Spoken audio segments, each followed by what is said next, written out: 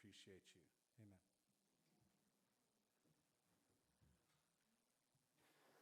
Well, good morning, everyone. This is a beautiful morning. We're roughing it here on the West Coast. All those on the East Coast, sorry about all the snow, by the way. But we do plan on visiting it this winter up in the mountains. So this is interesting for me.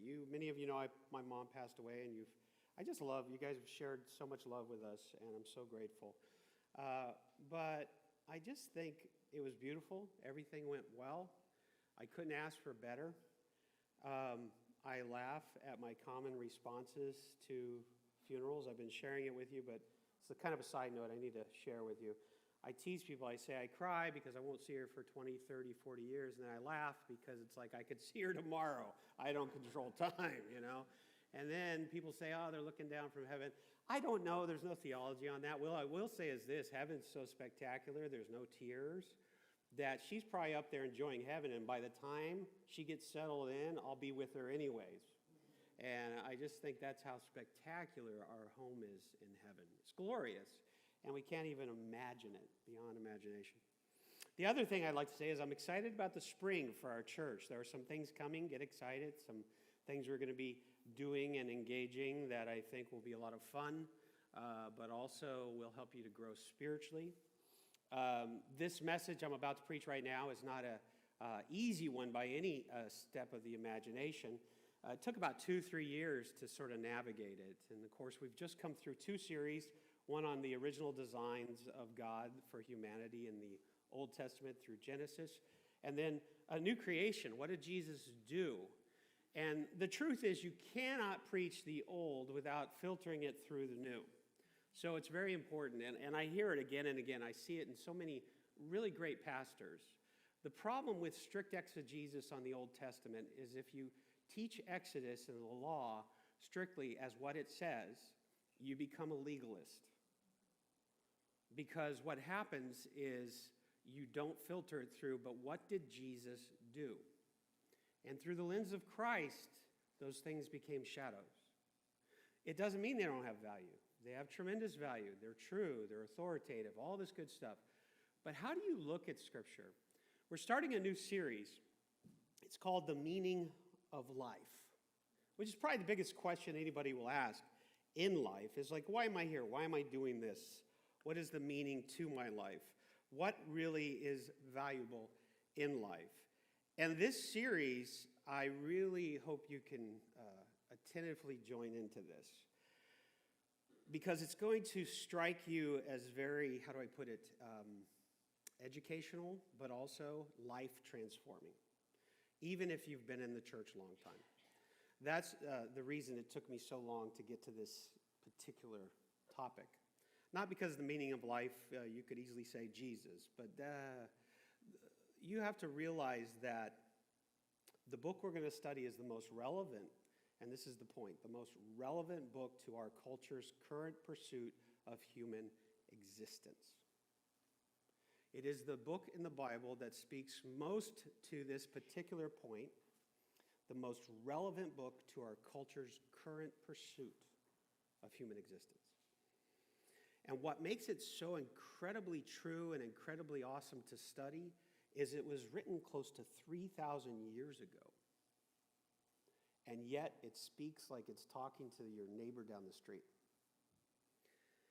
I laugh because I can't imagine any other writing that would have such a relevance to our culture and to who we are and how we see things and what really matters and how we should pursue life. And we will be looking through the filter of Jesus. We will be sort of zooming in through Jesus into this. What is it we could take from this and make applicable into our lives today? But I will say one thing about this.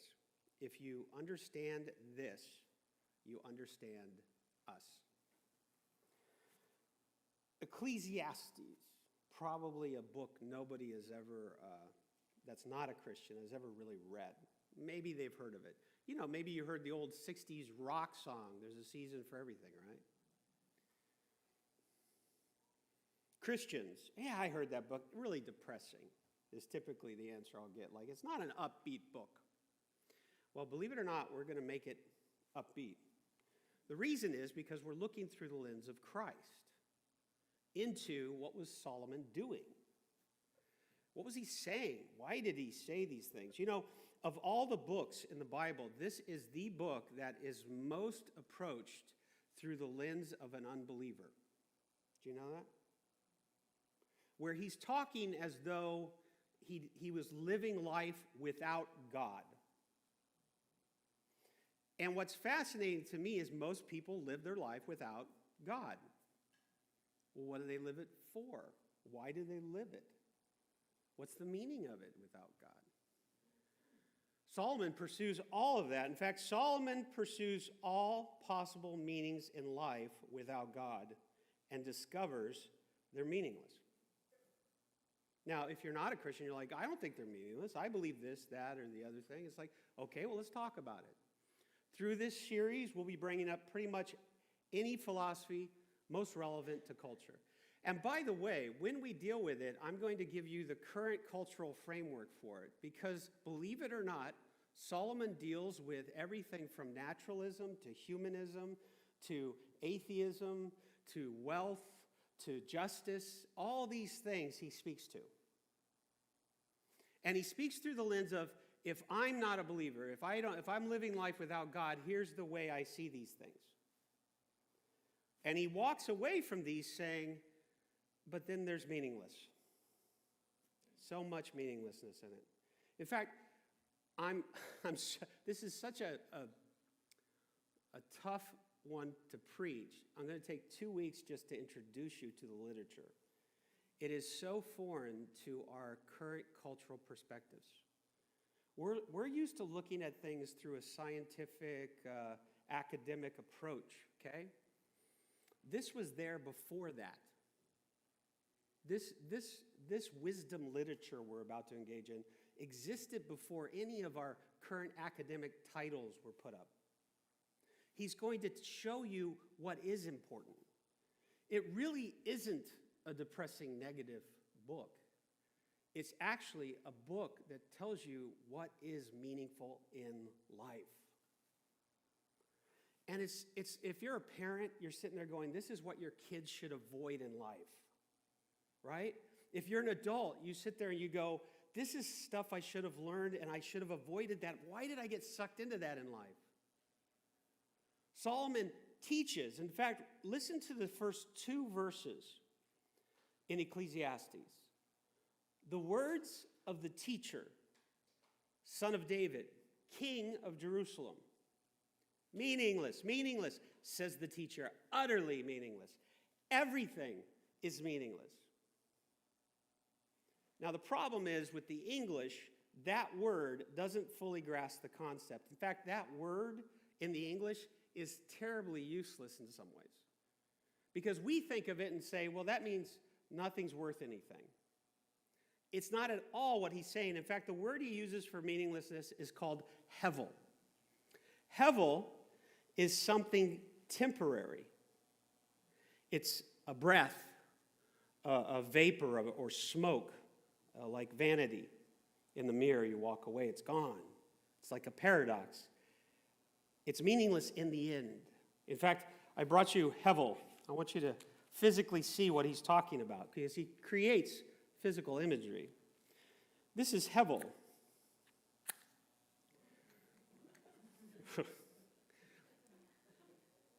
Like a breath or like smoke. You try to grab it, it's there, but it has no meaning. It's gone. It doesn't last. It is most of the things we have thought and what culture tells us to pursue are hevel. A breath. Smoke. Not without any value, but without meaning. It was never meant to last. Hevel is used 38 to 40 times in this letter. And then he responds with God at 36 times, almost evenly. And it's a study in meaningless purposes people pursue in this world. How much time? Have you ever woke up to say, wow, what a waste of time that was in my life? Right? And hopefully it wasn't your marriage, because that's terrible. You will be surprised as we go through this letter. You will be surprised, or this wisdom literature, you'll be surprised how many we are pursuing today. How many meaningless purposes our culture is pursuing today.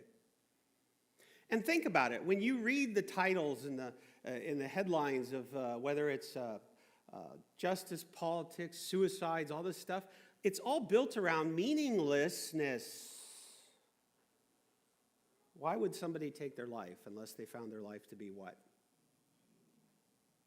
So why do you think value is put to meaning? What have you put in your life that you consider meaningful? You see how powerful that is? It literally is what drives life. You have to look at it from a perspective. When you look at Solomon in Ecclesiastes, you have to look at it from the perspective of one who does not know or follow God. Because he writes it out. He writes it as though he didn't even know God. It's a brilliant wisdom literature. He was trying to live life on his own. Anybody ever tried to do that? Solomon explains all the ways we find meaning and purpose in life apart from God. He looks at all those things. And he says, Hevel, smoke, without substance. I love filtering it through the New Testament because Jesus attacked it as well. In John 10:10, Jesus says this, the thief, or the devil, or the demons, or the deceivers, their purpose is to steal and kill and destroy you. My purpose is to give them, or you, a rich and satisfying life.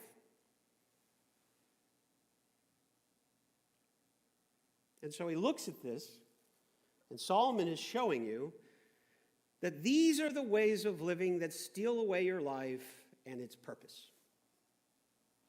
These are the things that steal away your life and your purpose. Don't waste your time in the smoke. And of course, for some of us, smoke is light. You can see through it. Some of us, it's like smog, and you can't even see through it, or it's fog. I remember as a kid, my favorite moment was when I was moving into the Central Coast, and the fog was so thick. This is a true story. I haven't seen it that way in years, but it was so thick I'd put my hand here in front of my face, and I could not see it. So the question is, as we go through this series, how much smoke is blinding you to the meaning of life? How much smoke have you built up in your life that is just meaningless? And the teacher, Solomon, it's actually called the preacher, the gatherer. And this is kind of cool. You need to know this about the guy you're about to listen to. He was called the teacher and the gatherer and the one who brings people together to teach for a reason. He knew, memorized in his head, 3,000 proverbs he had created by God. 3,000. That means if you came to Solomon and asked a question about anything in life, he'd have basically what we would call the one-liner. Most proverbs are one or two sentences, okay? And he would have something for you no matter where you're at in life. Anybody got 3,000 of those? Plus, he had written over 1,000 songs. He loved music. This was a brilliant guy. And by the way, all the kings of the earth came to him for his period, his time in history. And this is the bummer of history in our books. We never bring Solomon out the way we should. He was the greatest king during his period. All the kings of the earth would typically, if they heard about Solomon, they would come to visit and they'd bring tribute. So obviously this guy became very what? Wealthy. Well, he was wealthy on his own. And that was all a gift of God too, by the way. So nothing in life to pursue. There was nothing in life he could not pursue. He had no boundaries in that sense. Think about it. You had all the money, all the help, all the service, everything you needed. What would you do?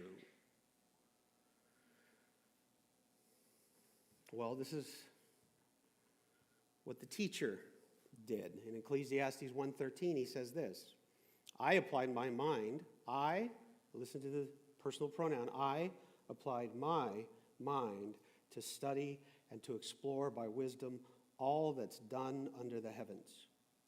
What a heavy burden God has laid on mankind. It's interesting to me, too, because this, of everyone that's ever lived on the planet, he is the second wisest man to ever live. Guess who the first was? Jesus. So, if you went to school, you would think that if you were going to study people in history, you would study the wisest person in history, wouldn't you? Have you? Do you? Do you even know what he said? Do you know what wisdom is? You see, what's incredible about Solomon is he understood things. In fact, one of the parts we'll go back into as we get into the book is he'll go into these places that are just so dark, and he'll say the bummer is wisdom never left him. It was a gift from God. And so he would try literally to do things that would bring him to places where he could just let go of all wisdom. Total foolishness. And he would say things like, and wisdom went with me. What a terrible thing. He couldn't even enjoy a sinful moment kind of thing. Right? He would just go into the depths of despair and he would see wisdom.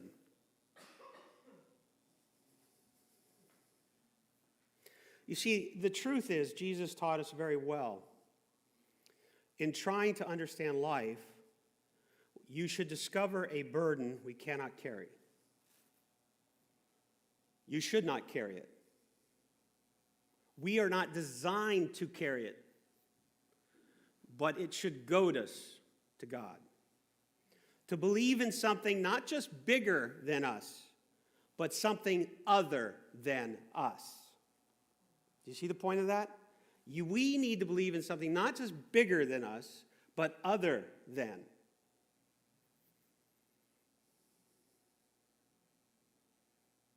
Do you? In our culture, the biggest belief system is the belief of self. Believe in yourself. Just turn on the media, scroll up your feeds.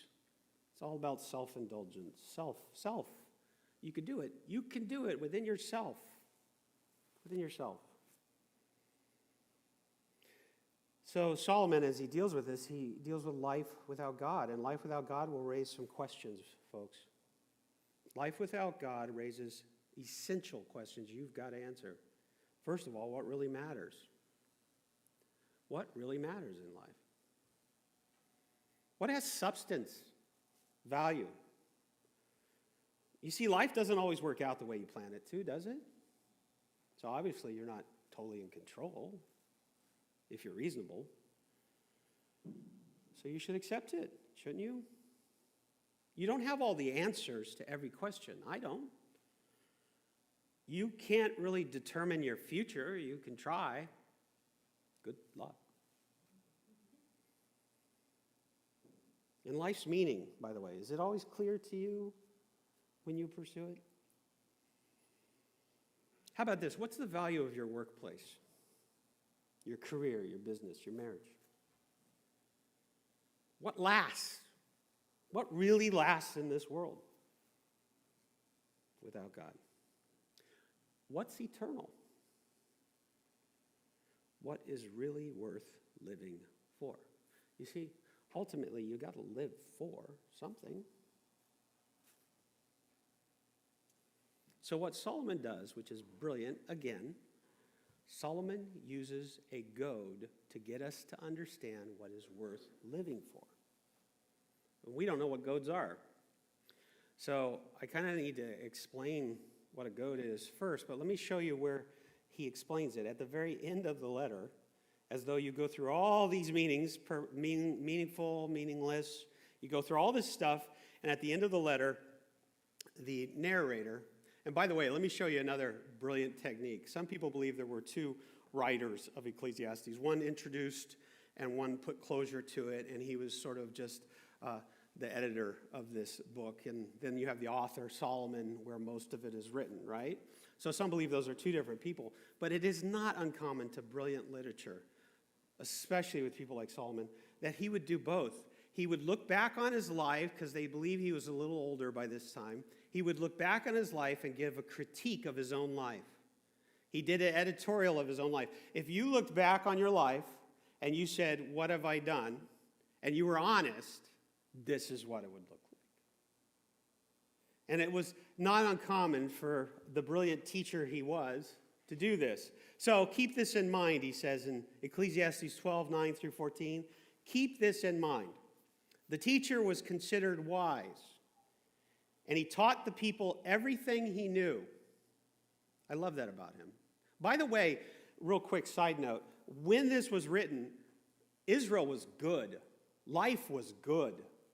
They had wealth. They had everything. They had cars and flying cars and cell phones. Not really. But you see where I'm going with that. Life was good. They had some cool stuff going on in Israel. There was no reason to have a lot of these other concerns. He taught the people everything he knew. He listened carefully to many proverbs, studying and classifying them. The teacher sought to find just the right words to express truths clearly. The words of the wise, they are like cattle prods, painful but helpful. Their collected sayings, they're like a nail-studded stick with which a shepherd drives the sheep. This was the goading I'm talking about. He'll say things that kind of slap you in the face. It's a memorization technique known for centuries that we have not really learned a lot about, but it's the idea of he'll slap your mind with a statement, and then he'll state a point to get your attention. But his goal is to goad you to moving, to changing your mind. Stop wasting your life on meaningless things. He'll prod you. Ouch, that hurt. Yes. Stop doing it. Why? Because he loves you. His whole country loved him. This was a beloved king. He spoke because he loved them. So something, basically a goad is something that urges or stimulates you to action. What would cause you to actually change the way you live? Huh? Really? We get comfortable. We get settled. What would cause you to change the way you live? Something's got to slap you a little bit to change the way you live, right? Something's got to hit you. He uses that verbally. Something's got to prick you, move you in the right direction. And this author particularly means to move you towards wisdom. Think about life. Don't go through life so thoughtless that by the time you get to the end, you picked all the wrong ways to live. And so the author wants to use a little pain to move you in the right direction. Parents do this when they discipline their children. You can look at it different ways, all this stuff, but it's a tool. It's a tool we all need to use, and especially when you get comfortable. So it's this idea of how are you living? Why are you living? What's the meaning of your life? And are the meanings of your life worth anything? Jesus, you see, he experienced pain too. Jesus experienced pain for you and for me, and it was on this cross, not this one, but on a cross, to bring us to salvation, to give us the right purpose and the meaning in life that has eternal value. He gave us a way. He was the way. But do we know the way to live?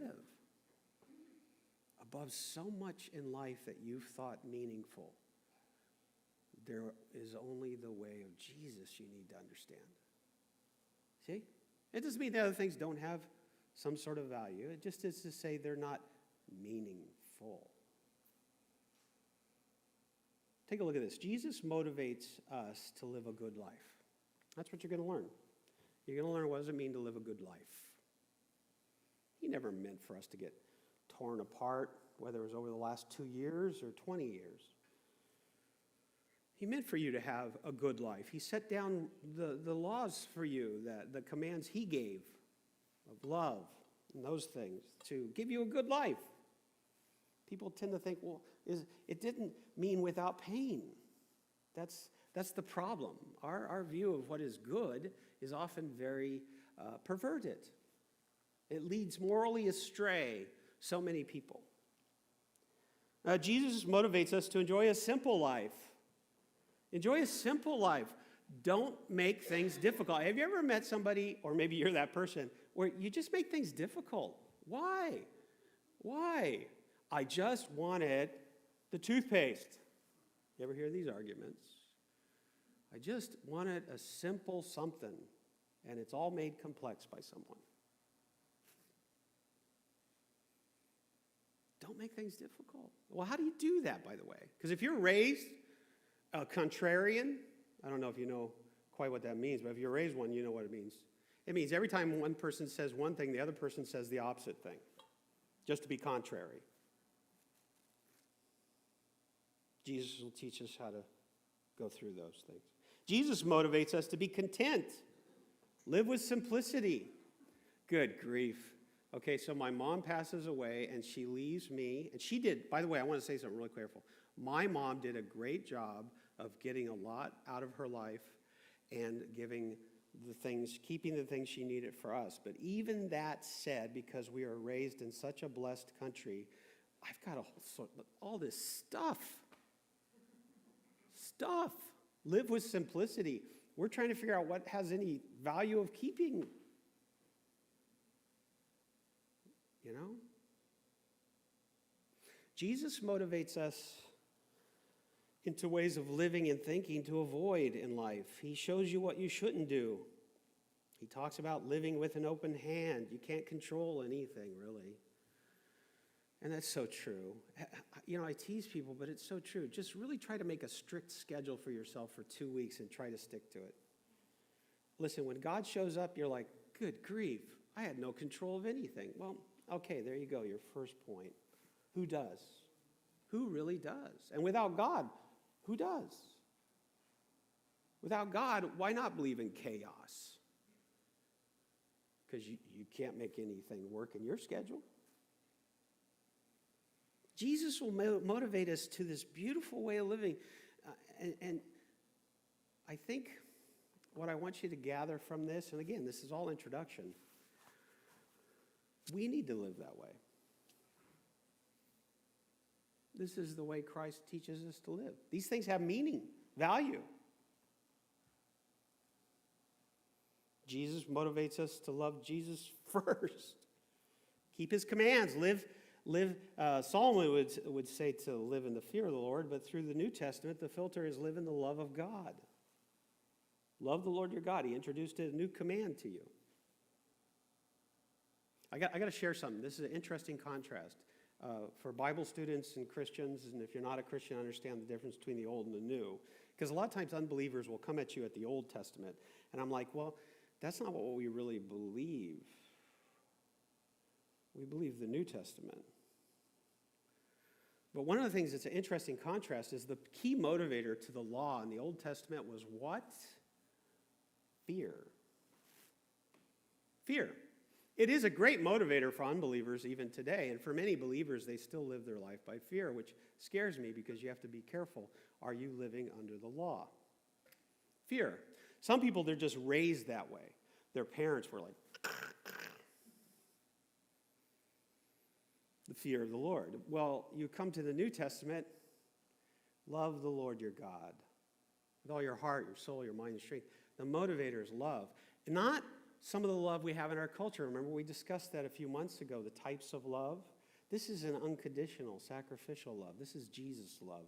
This is the new command that Jesus gave to love one another. A particular type of love, a greatest form of love. Here's all the ways we've been learning to love in culture, and here's Jesus. And this is the meaning of life. Right? You see? So we have to learn these things.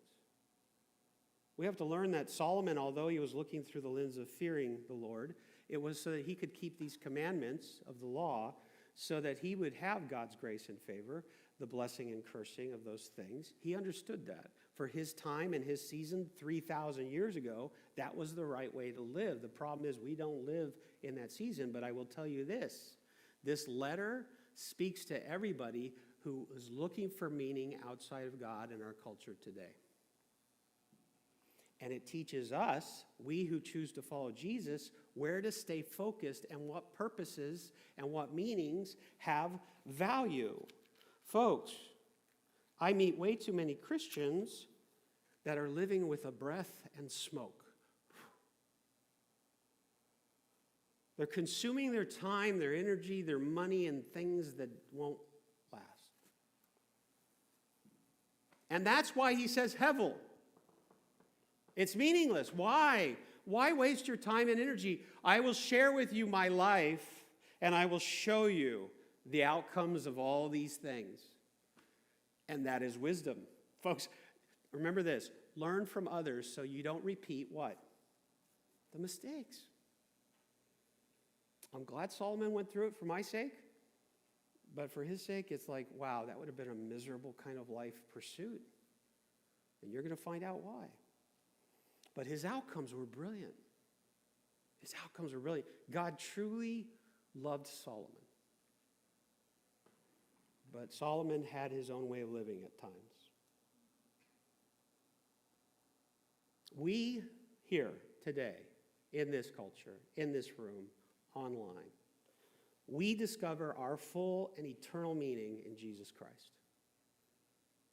What Jesus Christ brought to the table that Solomon did not even know of, he only alluded to because he knew that prophetically it was to come. What we see clearly should bring so much value to your life.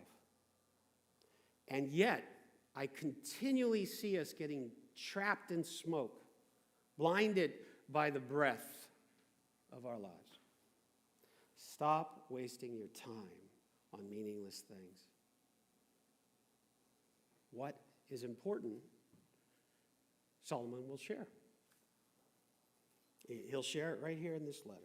Oh, by the way, another reason why I think Solomon brings a unique perspective, I'm a Christian, and I have the Holy Spirit in my life, and I can't see things really outside of that filter anymore. Solomon lived in a time where God blessed him with wisdom, but not the permanent indwelling of the Spirit of God.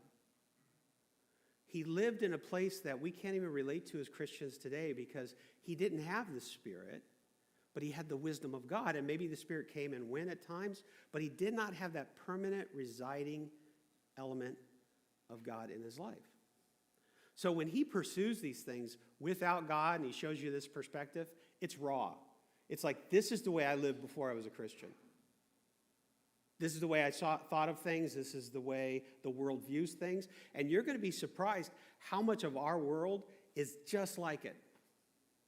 Just like it. You were raised in it. You may be believing it and you don't even know. Why? Because the smoke does something else to you. What does it do? It keeps you from seeing clearly the truth. And Solomon, painstakingly, as the good teacher he was, painstakingly worked through his study, his love, his wisdom to clearly present what was meaningful. Man, now he rejoices because of the fullness of Christ. We need to discover this. And we need not to be scared of it. So when you see Ecclesiastes and it sounds like negative, well, without Jesus, isn't life sort of negative? When you're trapped in your sins and carrying the burden of all the things in your life and you have no other thing outside of yourself to turn to, when this is it, if you don't understand that now, you will in a few weeks. And if you're not a Christian, great, I get it. Okay, this is a perspective you need to hear.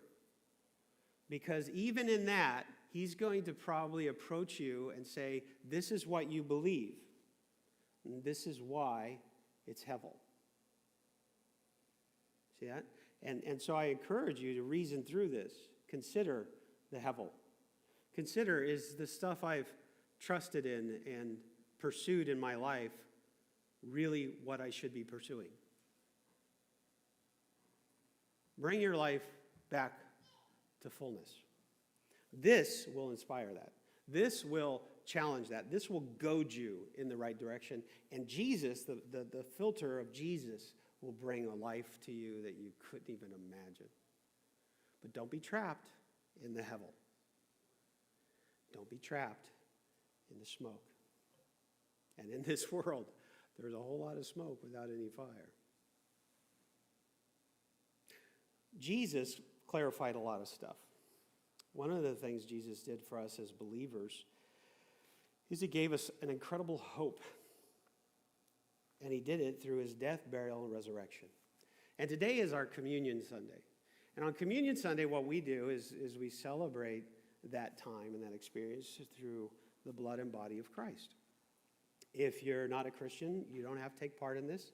If you are, please do. Oh, I got one. Thank you, V. I know. The one Sunday I didn't forget, right?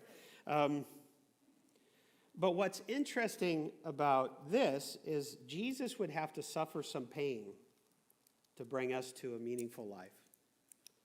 Why would anybody have to suffer for me to bring me a good life? Well, I don't know about you, but my mom had 9 months of it. And the pain I inflicted as a child on my parents and the things I said and the things I did, and they still loved me. Some parents don't always love. I think if you realize and you're honestly true about everything has a little pain in it to make it healthier. The goading of your life. Exercise is a great example of that. Who in the world, I don't want to say this, but for me, I sit there and I go, who in the world would want to go to a gym and inflict pain upon themselves? But the truth is, it's the right thing to do. I used to do that for years. I need to. But Jesus knew all the sins in our lives, all the current, past. Do you think you needed salvation a few years ago? You need salvation today. And he went through the cross to bring about not just a past tense of salvation or grace or mercy in your life, but a present tense. God's grace is here today if you want it.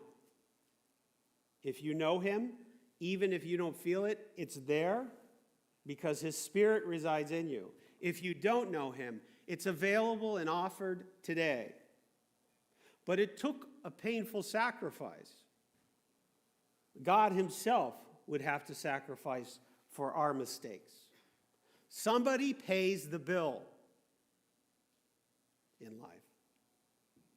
For all those meaningless things you did that were damaging to yourself and to others. For all the unintended things you did. For all the things you didn't even realize you did. There is grace. I love our faith. Because, man, I cannot imagine living life without grace. I just can't imagine that. And so Jesus, when he suffered on the cross, he took on all of our sins. All of them, past, present, future. He brought upon the world the day of atonement. The day of salvation. Today is the day of salvation. If you don't know Jesus, I encourage you, come to Christ. Believe. It is the best way to live and have meaning in life. Luke puts it very well. He said after they had eaten their meal the night before he was to be crucified, he took the cup and he took the bread. And again, if this is complicated, then there is a piece of bread in there.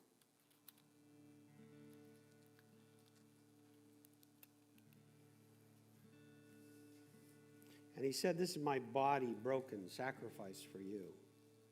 Do this in remembrance of me. This is my blood poured out for you. The forgiveness of sins. I won't partake in it again until I'm with you again. Do this in remembrance of Christ. Remember why you're here. Remember your life. And I want you to hear this very clearly from me. Your life has meaning and value. never forget the love of Christ for you. Join with us as we sing.